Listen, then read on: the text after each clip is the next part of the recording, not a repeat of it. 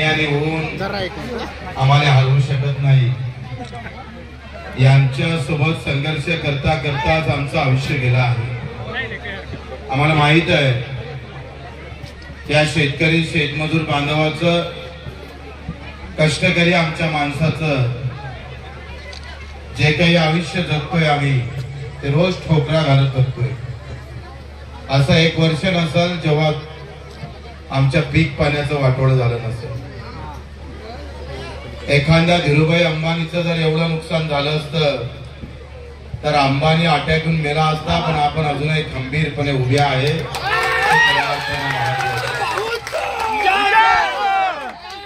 पैसा हमको हरा सकता नहीं और हम पैसों से हर भी नहीं सकते। मित्रों, लक्षात घ्या, ही निवडणूक अतिशय टर्निंग पॉइंट वर आलेली आहे। राज्यामध्ये अस्थिरता आहे। एकाही पक्ष एकात व्यवस्थित नाही। राष्ट्रवादीचे 2 पक्ष झाले, शिवसेनेचे 2 झाले, काँग्रेस अर्धी फुटली आणि भाजपावर लोकांचा विश्वास नाही। आणि मी तुम्हाला सांगतोय, धनुरे साहेबांना जर इथून ताकदीने जर पाठवले, बच्चू कडू एकटा 20 वर्ष लढतोय, 20 वर्ष।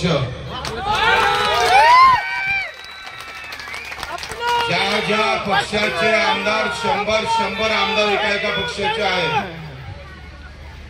तुम्ही रात्रभर जाऊन विचार करा, आम्ही बोलतोय म्हणून नाही, पण त्या सभागृहामध्ये भाजपाचे 100 असणार, काँग्रेसचे काही 50-60 असेल। पण मित्र, आपण लक्षात घ्या, ह्या सगळ्या 288 पैकी काहीतरी आमदार असे दाखवा।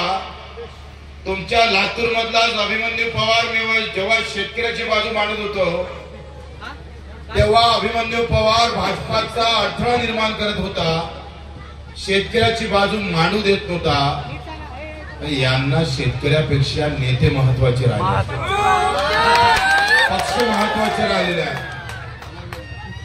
आणि त्या सभागृहामध्ये आम्ही एकटे आतापर्यंत 20 वर्ष सातत्याने लढत असताना मी महाराष्ट्राला फक्त शेतकऱ्यांना एवढीच विनंती करतोय, आमचे 10 जरी आमदार आले ना भाऊ, धतुरेंना जरी इथून विधानसभेत पाठवले ना, तर शेतकऱ्याच्या विरोधात निर्णय सरकार घेऊ देणार नाही। घेतलं तर गणपती केल्याशिवाय राहणार नाही। आम्ही पूर्ण सत्ता मागायला नाही आलो तुमच्याकडे। अरे आज जर एकटा बच्चू कडू 20 वर्ष सातत्याने लढून, ज्याला पाय नाही, हात नाही, डोळे नाही, त्याच्यासाठी 182 शासन निर्णय आपण काढले। मित्रो, ही लढाई काही सोपी नाही। ही एका जातीची, धर्माची, पंथाची, हिरव्याची, निळ्याची, भगव्या झेंड्याची लढाई नाही आहे मित्रो।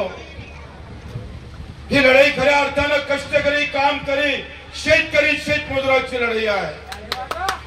आणि या लढाईसाठी आम्ही जात पात धर्म झेंड्याचा रंग बाजूला ठेवून आम्हाला ही लढाई जिंकून द्यायची आहे। तुमच्या आशीर्वादाची गरज आहे। एवढा जरी पाऊस आला ना तर आमच्या मायमाऊलीच्या घरात काय हाल होते आम्ही पाहतोय दिवसा डोळ्यानं। 75व्या वर्षामध्ये साधं गरीबाचं घर बनलं नाही। हॉस्पिटल मध्ये जाव तर तिथे काय वाक्य होते वेगळं सांगायची गरज नाहीये। आणि हे चित्र बदलवायचं असं तर आपल्याकडून अपेक्षा आहे, आमच्यावर विश्वास आहे बच्चू कडूवर।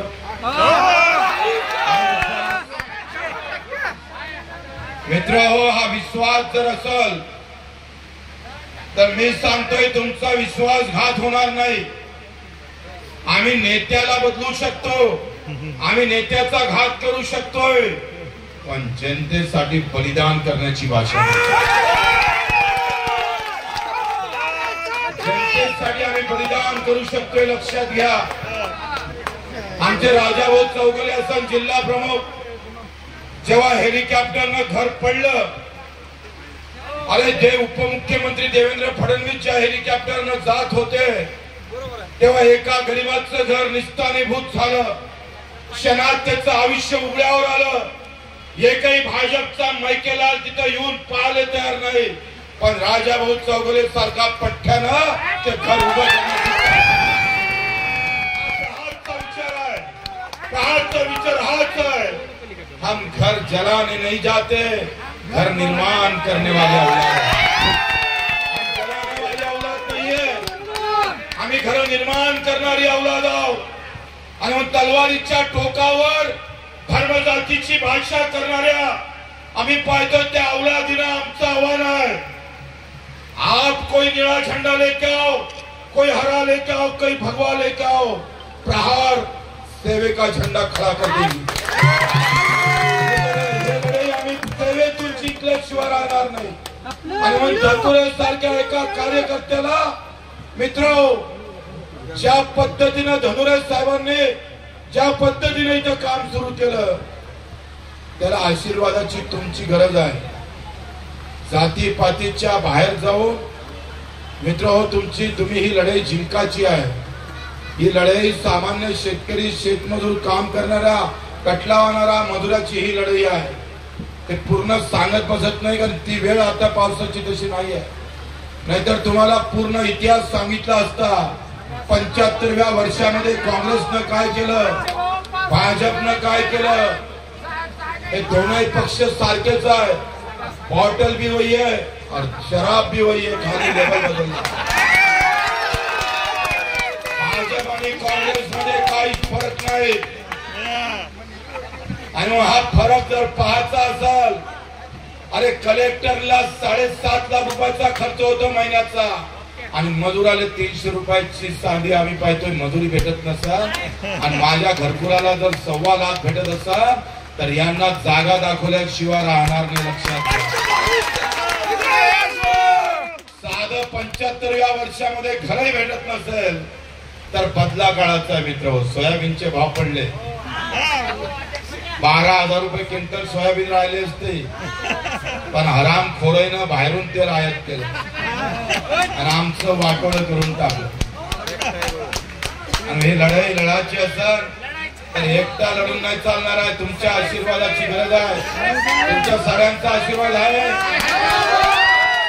हिंदू मुस्लिम बौद्ध ईसाई मराठा तेली माळी धनगर हा विचार न आणता मी शेतकरी आहे असं म्हणून, मी मजूर आहे म्हणून आम्हाला मतदान करावं लागत। गर्व से कौम हिंदू है तो बात ठीक है, लेकिन हम सबको बोलना पड़ेगा गर्व से को हम किसान है। या